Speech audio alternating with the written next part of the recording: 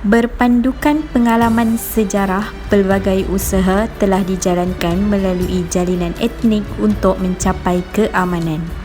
Perlembagaan Malaysia terhasil daripada perjuangan nasionalisme Melayu serta penglibatan etnik-etnik lain yang berunding sesama mereka, Sultan negeri-negeri dan pihak British. Perlembagaan Persekutuan merupakan satu dokumen bertulis mengandungi segala peraturan dan prinsip sebagai panduan kerajaan mentadbir negara yang telah dibentuk berdasarkan kepada dua dokumen perlembagaan terdahulu, iaitu Perjanjian Persekutuan Tanah Melayu 1948 dan Perlembagaan Persekutuan Tanah Melayu 1957 serta dikuatkuasakan pada 31 Ogos 1957.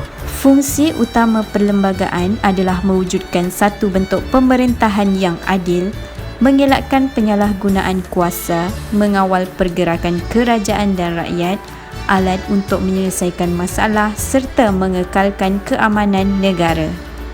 Terdapat 4 tiang seri yang membentuk Perlembagaan Persekutuan, iaitu agama Islam sebagai agama persekutuan, hak dan kedudukan istimewa orang Melayu, kedaulatan Raja-Raja Melayu serta bahasa Melayu sebagai bahasa rasmi. 4 perkara tersebut telah dirakumkan dalam sebuah perjanjian lisan yang dikenali sebagai kontrak sosial yang merupakan permuafakatan antara kaum yang dicapai sebelum merdeka melalui satu persetujuan dalam kalangan rakyat dan pemimpin terdiri daripada Melayu, Cina dan India.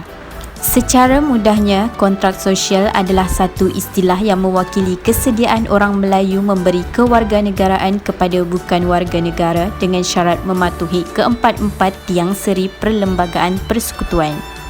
Perlembagaan ini yang juga merupakan undang-undang tertinggi sesebuah negara bukanlah satu perkara baru, bahkan telah wujud semenjak pemerintahan Kesultanan Melaka lagi. Ia diwujudkan apabila berlakunya penentangan orang-orang Melayu terhadap Malayan Union. Semenjak Malayan Union ditubuhkan, kuasa Raja-Raja Melayu dilenyapkan, hak kerakyatan diberikan berdasarkan prinsip jus soli serta hak sama rata kepada semua penduduk peribumi dari segi ekonomi, politik dan sosial dengan kalangan penduduk asing. We are taking away the ruler's sovereignty. That will not be easy. We need to centralize the powers of all the state governments. You must make him sign. It will be plain sailing once Johor signs the treaty. Tell them what happened in Indonesia, India, where the royal families were slaughtered. What if they refuse? Then it's about time to tell them that whoever was a collaborator to the Japanese will be indicted. Their thrones are not safe.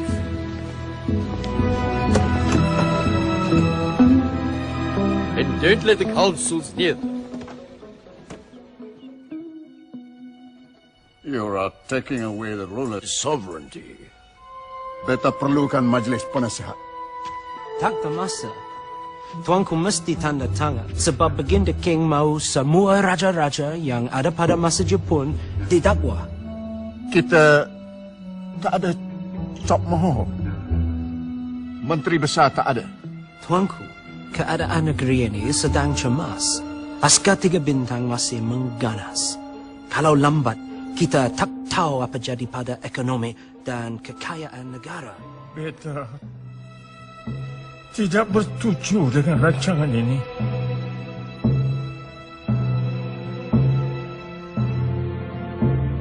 Dan beta akan antar nota bantahan ke London.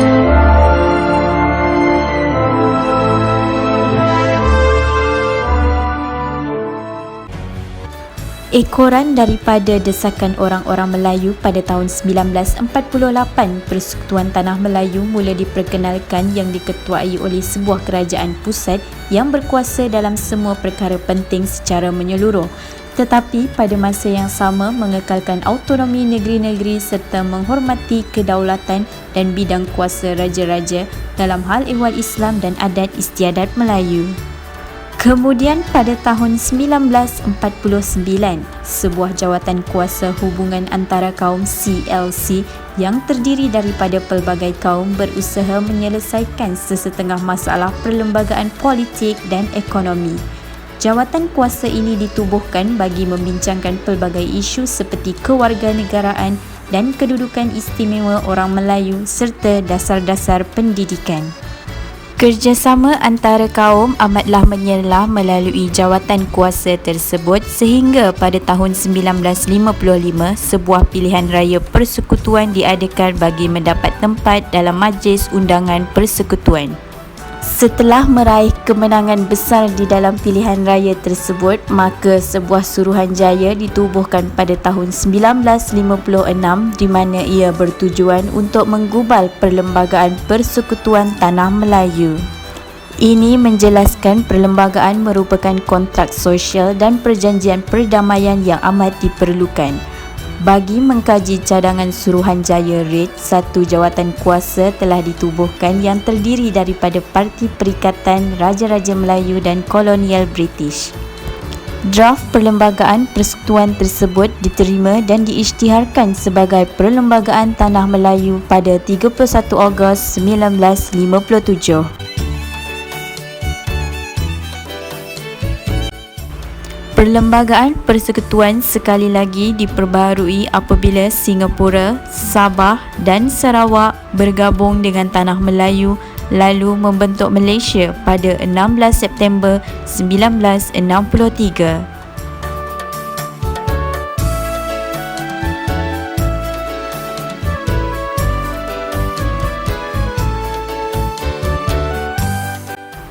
Kita perlu mengambil iktibar dari pengorbanan yang telah ditunjukkan oleh generasi terdahulu dalam menghayati erti sedia berkorban, toleransi dan rela berkongsi kuasa.